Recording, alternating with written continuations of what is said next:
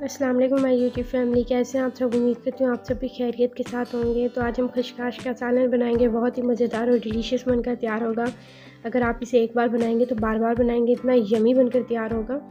इसे बनाना भी बहुत आसान है। आधा कप खशखाश लेंगे, 125 ml का ये कप है। व्यूअर्स, इस बात का ख्याल रखिएगा, अगर आपने खशखाश सुबह में पकानी है तो शाम को आप भेकर रखिएगा, अगर शाम को पकानी है तो सुबह को। इस तरह आपने इस बात का ख्याल रखना है। व्यूअर्स, खशखाश को मैं 2 से 3 बार अच्छे से धो लूँगी ताकि इसमें जो मिट्टी और कचरा होगा वो निकल जाएगा। व्यूअर्स, खशखाश ठंडी होती है तो आप गर्मियों में इसका ज़्यादा इस्तेमाल भी कर सकते हैं, ये मैदे को भी ठंडा रखेगा।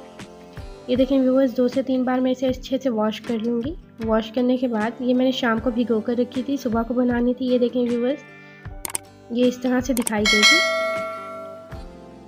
अब हम एक ब्लेंडर लेकर इसमें खशखाश, जो थोड़ा बहुत पानी है उसके साथ ही हम डाल देंगे ताकि वो अच्छे से ब्लेंड हो जाए। आपने इस बात का ख्याल रखना है, इसे अच्छे से ब्लेंड कर लीजिएगा।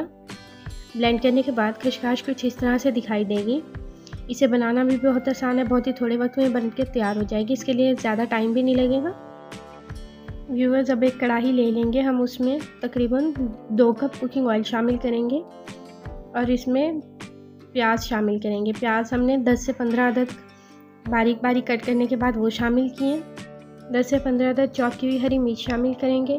व्यूअर्स, प्याज हमने ज़्यादा इसलिए शामिल किए हैं क्योंकि खशखाश का जो सालन है वो थोड़ा खुश्क होता है, तो ग्रेवी ज़्यादा अच्छे बने, इसके लिए हम प्याज ज़्यादा शामिल करेंगे। 3 अदद टमाटर कट करने के बाद वो शामिल करेंगे। 1 चम्मच सुरख मिर्च, थोड़ी सी हल्दी, 1 चम्मच नमक, 1 चम्मच धनिया पाउडर और 1 चम्मच ज़ीरा शामिल करेंगे। अब इन सब चीज़ों को अच्छे से मिक्स कर लेंगे ताकि अच्छी सी ग्रेवी बनकर तैयार हो। व्यूअर्स, 2 से 3 मिनट तक मीडियम फ्लेम पर हम प्याज की भुनाई करेंगे। आपने फ्लेम को मीडियम ही रखना है ताकि प्याज जले नहीं। 1 चम्मच अदरक लहसुन का पेस्ट शामिल करेंगे, उसे भी मसाले के साथ अच्छे से मिक्स कर लेंगे। अब आधा कप दही शामिल करेंगे। दही शामिल करने के बाद फ़ौरन चम्मच चलाएं ताकि दही के लम्स नहीं बने। अब हम मसाले की तब तक भुनाई करेंगे जब तक कि दही का पानी खुश्क ना हो जाए।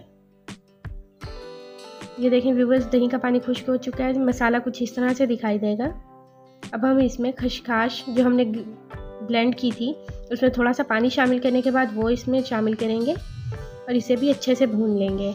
व्यूअर्स, मीडियम फ्लेम पर ही भुनाई कीजिएगा ताकि कोई भी चीज़ जले नहीं। खशखाश कच्ची है तो थोड़ा पकने में टाइम लेगा, इसलिए आपने इस बात का ख्याल रखना है कि इसको मीडियम फ्लेम पर ही पकाइएगा। तकरीबन 10 से 15 मिनट हो गया मीडियम फ्लेम पर पकाते हुए। खशखाश का जो पानी है वो खुश्क हो चुका है। अब हमारी खशखाश का सालन बिल्कुल तैयार हो चुका है। थोड़ा सा फ्रेश धनिया डालेंगे। धनिया डालने के बाद हम इसे 2 मिनट के लिए दम पर रख देंगे।